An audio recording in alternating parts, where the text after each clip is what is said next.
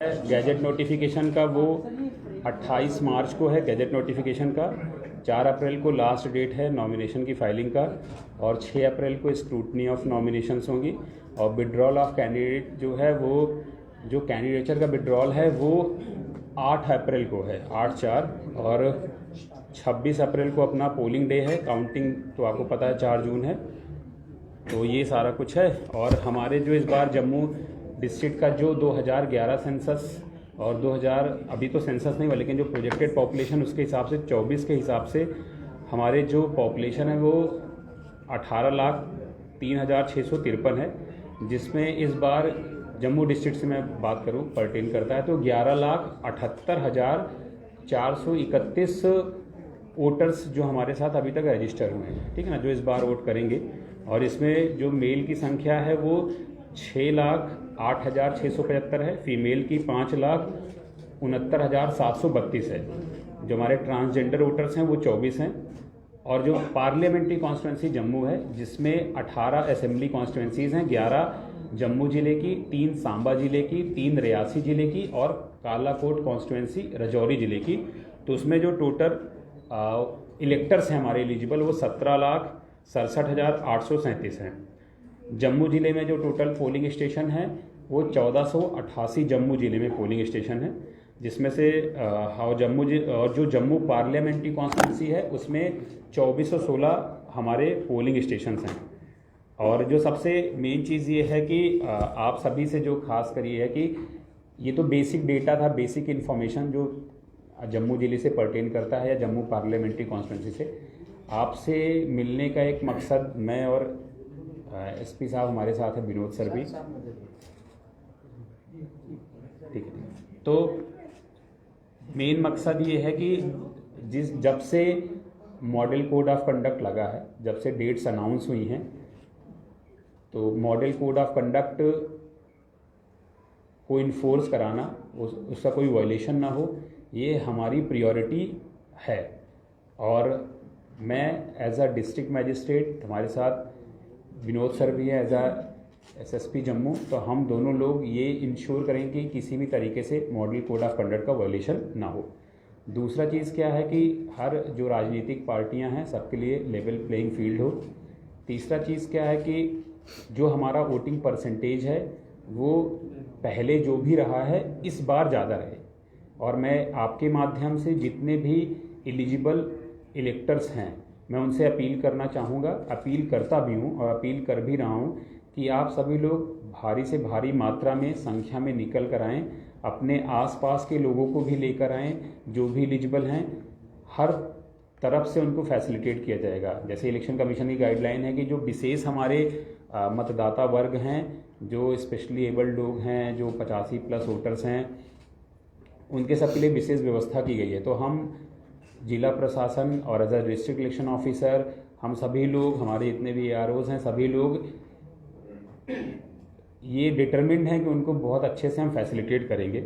और जब बात मैं अभी कर रहा था मॉडल कोड ऑफ कंडक्ट की, तो अब मॉडल कोड ऑफ कंडक्ट जब इन्फोर्स हम कराएंगे तो model code of conduct enforcement वो सिर्फ वो सभी की जिम्मेदारी है। और ख़ासकर जो राजनीतिक पार्टियां हैं, जो हमारे अधिकारी लोग हैं, जो नागरिक हैं, जो वोटर हैं, उनकी भी जिम्मेदारियां हैं कि वो मॉडल कोड ऑफ कंडक्ट का वायलेशन ना करें। इलेक्शन कमीशन की जो मॉडल कोड ऑफ कंडक्ट की गाइडलाइंस हैं वो बहुत विस्तृत हैं। इलेक्शन कमीशन की वेबसाइट पर आप देख सकते हैं, हमारे पास हैंडबुक हैं और मैंने भी बहुत सारे सर्कुलर निकाले हैं, CEO ऑफिस से निकला है, तो आप उसको देखें और उनके हिसाब से आप काम करें ताकि कोई वायलेशन ना हो। अब जब वायलेशन, कभी कभी क्या होता है कि वायलेशन भी होती हैं तो उसको सख्ती से निपटा जाएगा। उसके लिए हमारे पास उड़न दस्ता, जो फ्लाइंग स्क्वाड टीम है, वो भी इन प्लेस है। नाकों पर स्टैटिक सर्विलेंस टीम जिसका नाम लेते हैं वो भी हमारे साथ है, हमारे पास है। और कम से कम 33 ऐसी टीमें लगी हुई जो हर जगह ये सारा कुछ मॉनिटर करती रहेंगी। अच्छा इलेक्शन कराने के लिए स्टैटिक सर्विलेंस टीम, मैंने आपको बता दिया, video surveillance team, video viewing team, ये सब भी इन प्लेस हो चुकी हैं जम्मू ज़िले की तरफ से। ये करें, हमारे असिस्टेंट एक्सपेंडिचर ऑब्जर्वर भी लगाए गए हैं जो एक्सपेंडिचर को मॉनिटर करेंगे। साथ ही साथ सोशल मीडिया और मीडिया का कंट्रोल रूम भी है जो 24/7 यानी 24 घंटे 7 के 7 दिन मतलब जब तक इलेक्शंस हैं, जब तक मॉडल कोड ऑफ कंडक्ट है, ये सब चलता रहेगा। और एमसीएमसी टीम आप जानते हैं, जो मीडिया सर्टिफिकेशन मॉनिटरिंग टीम है, वो भी इन प्लेस है, और जो भी कंटेंट वगैरह होगा, जो भी प्रोसीजर है, उसके हिसाब से सर्टिफाई करेंगे ताकि कोई दिक्कत ना आए। हमारा जो डिस्ट्रिक्ट कंप्लेंट सेल है वो 1950 आपको पता है, ये हेल्पलाइन नंबर है, तो उसके हिसाब से फंक्शन करेगा। अगर ये तो एक जो बेसिक जानकारियां हैं वो मैंने आपको, मतलब हमारी टीम ने आपको दिया है।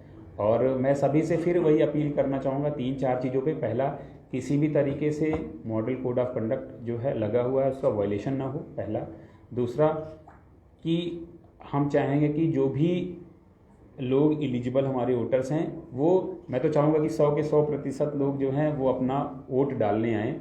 और ख़ासकर ऐसे वर्ग से मेरा अनुरोध है, युवा वर्ग से, कि वो अपने खुद तो वोट डालने आएँ, और अपने साथ साथ अपने घर परिवार आसपास के जो भी लोग हैं उनको भी प्रेरित करें, उनको साथ में ले आएँ, वोट डालें ज़्यादा से ज़्यादा संख्या में। और 100% जैसा मैंने पहले बोला है, किसी भी तरीके का अगर वायलेशन या फिर कुछ ऐसे प्रैक्टिसेस जो होंगे जिससे लगता है कि वोट में कोई बाधा आ सकती है, चुनाव में प्रक्रिया में कोई बाधा आ सकती है, तो उसको सख्ती से निपटा जाएगा। और उसके लिए जो भी कानूनी तौर पर प्रक्रियाएं होंगी, दंड विधान होगा, या जो भी कार्रवाई करना होगा वो किया जाएगा। और महत्वपूर्ण बात यह है कि हम सभी लोग मिलकर इस जो लोकतंत्र का महापर्व जिसको बोलते हैं, इस चुनाव प्रक्रिया में ज़्यादा से ज़्यादा शरीक हों। और आप जिला प्रशासन और जो election commission, chief electoral office जो है, जितने भी लोग इसमें इन्वॉल्व हैं उनकी मदद करें, उनको कोऑपरेट करें, और फ्री एंड फेयर इलेक्शन कराने में हमारी मदद करें।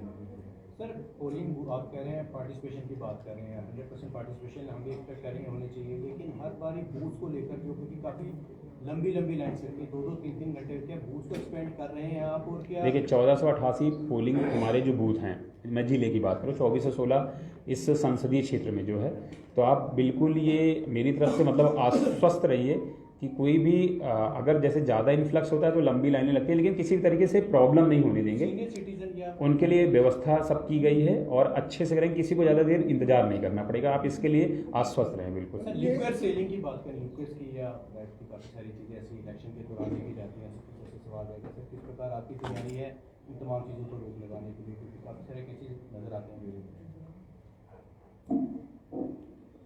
जैसा आपने कहा कि लीकर सेलिंग और बाकी चीज़ें जो है, इसकी इन्फोर्समेंट के लिए स्पेशल टीम्स जो है कॉन्स्टिट्यूट की गई हैं। जैसे स्टैटिक सर्विलेंस टीम का जिक्र हुआ, फ्लाइंग स्क्वाड्स का जिक्र हुआ। पूरे डिस्ट्रिक्ट में 73 ऐसे नाका हैं जो पूरे डिस्ट्रिक्ट को कवर करते हैं। जो हमारा सिटी ग्रिड है, हाईवे ग्रिड है, बॉर्डर ग्रिड है, उसमें तो नाके लगे हुए हैं, और जो भी गाड़ियों की मूवमेंट रहती है उनको चेक किया जाता है।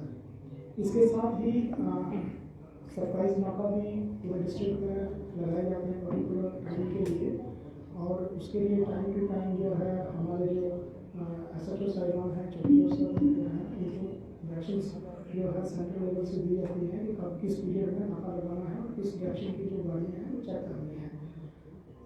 आपके माध्यम से मैं जम्मू की जनता से यह अपील करना चाहता हूँ कि अगर कोई लीकर की कहीं मूवमेंट हो रही है, या कैश की मूवमेंट हो रही है, या कोई फीस की है, तो उसको सख्ती से निपटा जाएगा। और डेली हमारा शाम को जो है एक सीजर रिपोर्ट भी जो कमीशन में जाती है, वो उसका भी वो पालन किया जाता है। इसके साथ ही आपके माध्यम से मैं जम्मू की जनता से ये अपील करना चाहता हूँ, जो लाइसेंस होल्डर्स हैं, DM साहब का आर्डर आया है कि विदिन 7 डेज जो है नोटिफिकेशन के, वो जो पैटर्न्स उनके हैं वो कंसर्न थाने में डिपॉजिट करने हैं। वो प्रक्रिया स्टार्ट हो गई है। तो आपके माध्यम से मेरी जनता से जो लाइसेंस होल्डर हैं उनसे ये अपील है कि जल्दी से जल्दी जो अपने पैटर्न जो है वो कंसर्न थाने में डिपॉजिट करें। अंतर्राष्ट्रीय सीमा काफ़ी लगती है यहाँ जम्मू कश्मीर, जम्मू के वहाँ कितने सेंसिटिव बूथ्स हैं और किस तरह की सुरक्षा स्पेशल उस एरिया अंतर्राष्ट्रीय सीमा पे देखिए, अंतर्राष्ट्रीय सीमा पे जो उसकी टोटल लेंथ है 152 किलोमीटर है, और 150 पोलिंग स्टेशन आते हैं। अंतर्राष्ट्रीय सीमा के लिए अगर कहीं कोई शेयरिंग होती है तो उसके लिए जो कंटिजेंसी प्लान्स हैं वो इन प्लेस है। डिटेल में वर्कआउट किए हैं कि अल्टरनेट एक पोलिंग स्टेशन पर जो दूसरा अल्टरनेट पोलिंग स्टेशन होगा वो दूसरा रहेगा और बाकी इंतजाम जो किए जाने चाहिए वो साथ किए हुए। जो अभी आपने बोला है अंतर्राष्ट्रीय सीमा पे कि तो 150 पोलिंग स्टेशन एसएसपी साहब ने बताया, तो उसके लिए सारा हमारा जो कंटिजेंसी प्लान है कि इन केस अगर बॉर्डर सेलिंग हो रहा है तो सारा इन प्लेस है। और रही बात जो आपने लीकर के लिए पूछा था, तो जो हमारी सर्विलेंस टीम है, चाहे उड़न दस्ता है या फिर स्टैटिक सर्विलेंस टीम है, वो सारा कुछ है। प्लस जो ऊपर लेवल यूटी लेवल पर भी मॉनिटरिंग होती है और उसके लिए भी विशेष प्रावधान किए गए हैं कि जहाँ भी इनपुट्स मिलते हैं तुरंत वहाँ रेड पड़ना है या फिर कोई ऐसा नहीं जाए, सारा कुछ उसकी व्यवस्था है। तो इंश्योर करें कि free and fair election. Sir एक चीज ईवीएम अगर खराब हो जाती है तो उसके लिए क्या व्यवस्था की गई है? ईवीएम वोटिंग के दौरान ईवीएम खराब होती है तो उसके लिए किस तरह की व्यवस्था की गई है? देखिए, वो जो जितनी ज़रूरत होती है उससे ज़्यादा जो हमारे पास एक सर्टेन परसेंटेज होता है जो रिजर्व में रखा जाता है, तो उसकी सारी व्यवस्था है, किसी प्रकार का व्यवधान नहीं होता। इंश्योर करने के लिए सर किस तरह के कदम? देखिए, लेवल प्लेइंग फील्ड का मतलब ये होता है कि किसी भी राजनीतिक पार्टी सारी राजनीति विशेष उसको किसी भी राजनीतिक पार्टी को विशेष तरीके का हम ऐसा चीज़ प्रावधान ना करें उसके लिए कोई विशेष प्रावधान कि जिससे उस पार्टी को ये लगे कि उसको ज़्यादा फायदा मिला, किसी और को नहीं मिला। तो इसके मद्देनजर रखते हुए आप देखते हैं मॉडल कोड ऑफ कंडक्ट जैसे ही लगा तो सारी पॉलिटिकल पार्टीज़ जो पालन के रूप में हम किसी भी पॉलिटिकल पार्टी में भेदभाव नहीं किया गया कि इनका पोस्टर उखाड़ना है या हटाना है, ऐसा कुछ भी नहीं किया गया, सबका बराबर तरीके से किया गया। दूसरा, जितने भी कैंडिडेट्स वगैरह करेंगे तो परमिशन वगैरह में बराबर समान दृष्टि से उनको परमिशन वगैरह दिया जाएगा और अगर कोई वायलेशन करता है तो सख्ती से निपटा जाएगा समान तौर पर। जिस तरह से इलेक्शन कमीशन ऑफ इंडिया ने कहा है कि पार्लियामेंट्री इलेक्शन के साथ साथ ही जो है यहाँ पर असेंबली इलेक्शन भी होंगे, क्या उसके लिए भी तैयारियां पूर्ण रूप से हो चुकी है? वो जब कमीशन का डिसीजन है, जब कभी भी वो आएगा उसके बाद ही इस चीज़ को इलेक्शन को स्मूथ तरीके से हो उसके लिए कितना स्टाफ जो है, पोलिंग स्टाफ जो है? देखिए, आप मतलब बिल्कुल इस चीज़ से आप आश्वस्त रहें, जितनी पोलिंग स्टाफ की ज़रूरत है उससे ज़्यादा जम्मू ज़िले में है और हमने उसका पूरा एक वर्कआउट प्लान किया हुआ है, तो वो हमारे पास इन प्लेस है। हमारे पास लगभग 4000 पोलिंग स्टाफ जो है उनकी ज़रूरत है, वो सारा कुछ इन प्लेस है, 4500। और दूसरा ये कि आपने जो वेपन प्रोजेक्ट का ऑर्डर दिया है, you have mentioned 4 categories, people falling in these 4 categories, and what I have heard that as such concerned SHOs, they are calling all the people. ना मैं आप इस प्रेस के माध्यम से बताना चाहूँगा कि जिस दिन इलेक्शन का मतलब जब भी इलेक्शन कमीशन ने डेट अनाउंस किया तो उस दिन मतलब उस दिन से एक स्क्रीनिंग कमेटी बैठती है जिसमें मैं और एसएसपी साहब बैठते हैं।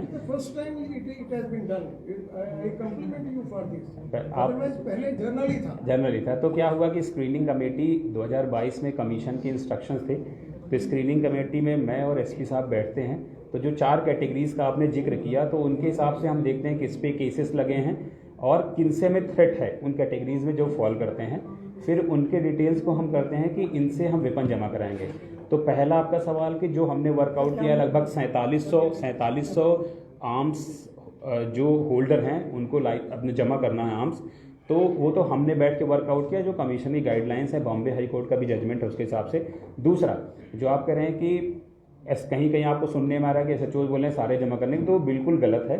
अगर कोई ऐसा कुछ कर रहा है तो आप प्लीज़ एसपी साहब की नोटिस में लाएं, जमा वही वेपन किए जाएंगे जो हमने उनको बोला है करने के लिए। सर जिस तरह से जिस दिन पोलिंग की बात की जाती है उस दिन छुट्टी का दिन रहता है और देखा जाता है जो नए वोटर्स हैं वो यंगस्टर हैं।